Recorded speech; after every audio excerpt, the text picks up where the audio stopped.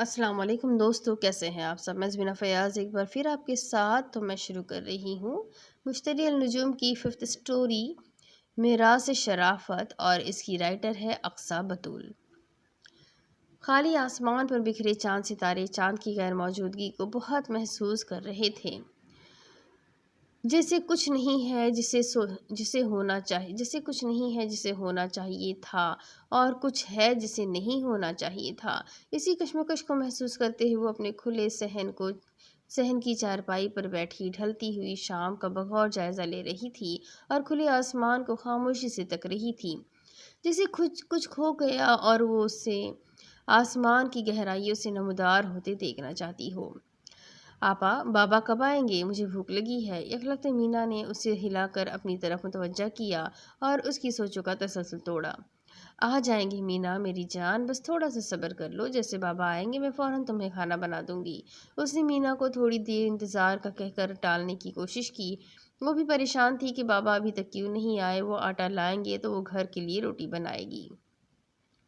ساتھ والی چارپائی پر لیٹی اس کی مفلوج ماں بھی صبح سے بھوکی تھی۔ اسے اس کی دواؤں کی بھی فکر تھی، جن کی آج آخری خوراک بچی تھی اور اس نے انہیں کھانے کے بعد دوا دینی تھی۔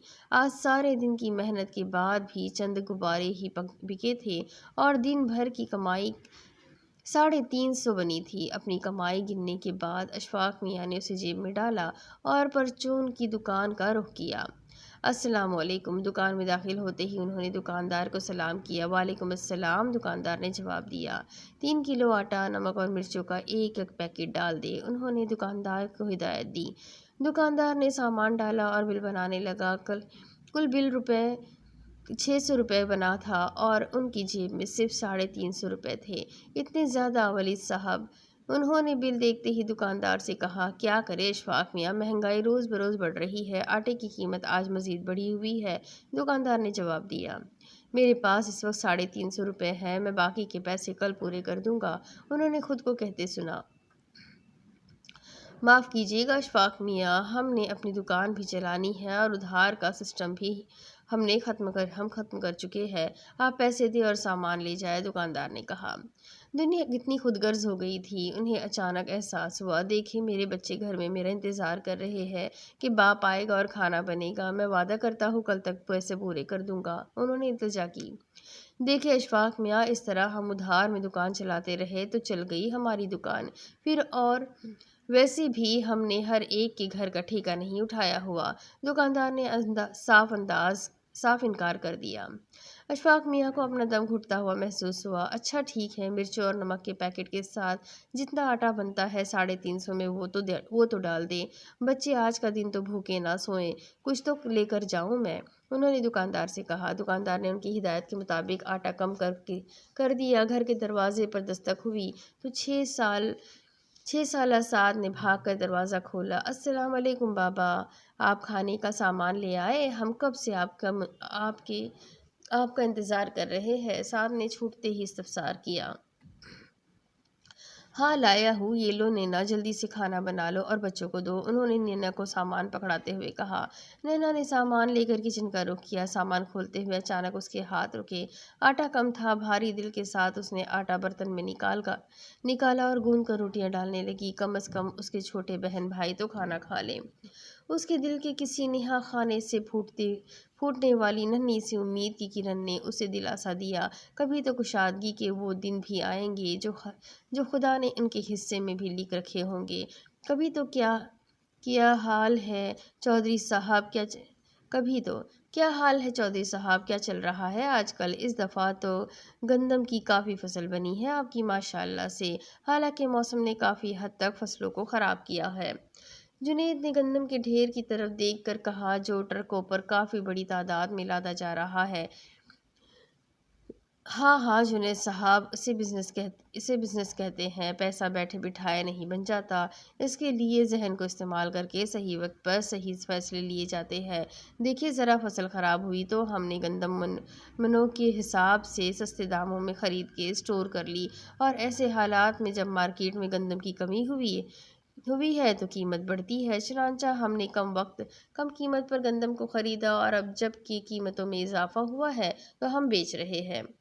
2000 فی من خریدی گئی گندم ہم 6000 فی من میں بیچ رہے ہیں۔ انہوں نے فخریہ انداز میں اپنی انویسٹمنٹ اور منافع کی کہانی سنائی تھی۔ بڑی بات ہے چودھری صاحب، آپ کی تو داد بنتی ہے۔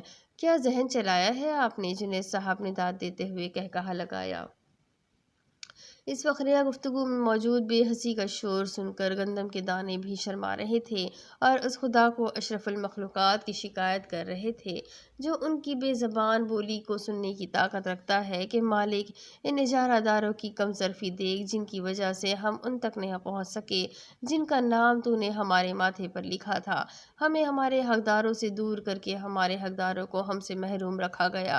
اے انصاف کے دن کے مالک، ہم اپنا مقدمہ تیری عدالت میں رکھتے ہیں۔ بے شک میرے مالک تیری پکڑ بہت سخت ہے۔ بے شک غریبوں کا حق مار کر اپنی تجوریاں بھرنے والے یہ بھول بیٹھے ہیں کہ دراصل وہ اپنی قبروں کو اس آگ سے بھر رہے ہیں جو چمڑیاں ادھیڑنے کی سخت رکھتی ہے۔ بے شک وہ بھول بیٹھے ہیں کہ بروز قیامت یہ سینت کر رکھے گئے خزانوں سے ان کی اپنی پیشانیاں داغی ہو جانی ہے۔ بے شک میرے رب کا وعدہ سچا ہے۔ یہ کہانی اصل واقعات پر مبنی ہے۔ اس کہانی کو بیان کرنے کا مقصد صرف اور صرف اپنی اور معاشرے کی اصلاح ہے۔ خدا را پہلے اپنے آپ کو ٹھیک کرے، پھر حکومتیں بھی خود بخود ٹھیک ہو جانی ہے۔ میں اپنے معاشرے کے فرد کے عمل کو دیکھتی ہوں تو علامہ اقبال کا وہ مصرع مجھے یاد آتا ہے کہ ہم وہ مسلمان ہیں جنہیں دیکھ کر شرمائے یہود، اور میری شرمندگی اور بڑھ جاتی ہے۔ خدا را جو اس کہانی کو پڑھ رہا ہے، میری آپ سب سے گزارش ہے کہ خود کو سنت نبوی صلی اللہ علیہ وسلم کا پابند بنا لے اور اسلام کا عملی پیغام اپنے ارد گرد کے لوگوں تک پہنچا کر معاشرہ بہتر بنائے۔ میں اپنا عملی کردار ادا کرے۔ یقین جانے جب تک اسلام کو پکڑ کر صاحبہ کا کردار نبھا کر ہم اپنے معاشرے میں قدم نہیں رکھیں گے، تب تک غریب بڑھتا رہے گا، امیر پلتا رہے گا، معاشرہ تباہ ہوتا رہے گا اور حکومتی غنڈہ گردی جاری رہے گی اور ہماری عوام با وفا لیڈر کے انتظار میں ہی مر جائے گی۔ شاید کہ اتر جائے تیرے دل میں میری بات۔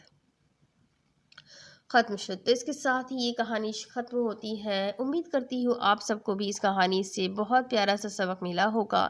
چھوٹی سی تھی، بہت پیاری تھی اور بہت ہی زیادہ سبق آموز تھی۔ تو اپنے کانٹیکٹس میں شیئر کریں، ویڈیو کو لائک کریں، چینل کو سبسکرائب کریں۔ ملتے ہیں اگلی کہانی میں، تب تک کے لیے اپنا خوب سارا خیال رکھیں، مجھے بھی دعاؤں میں یاد رکھیں۔ اللہ حافظ۔